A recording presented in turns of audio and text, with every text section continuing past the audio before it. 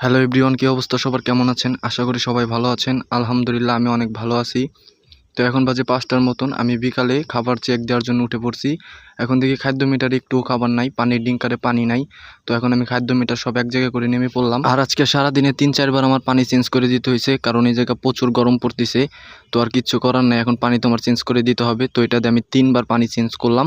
এখন এদিকে আমার ডিঙ্কার বড় কমপ্লিট। এখন আমি 2 কাপ করে খাবার দিয়ে দেবো, যেহেতু মনে করেন এটা বিকাল, নয়তো রাত্রে আবার বেশি খাবে না। তো এখন আমি 2 কাপ করে 5টা খাদ্য ফিটারে আমি দিয়ে দিলাম। পরে এদিকে আমার খাবার বড় কমপ্লিট। এখন আমি হ্যাচারির মধ্যে উঠে পড়লাম। এখন আমি 5টা খাদ্য মিটার 5 জায়গায় রেখে দেবো।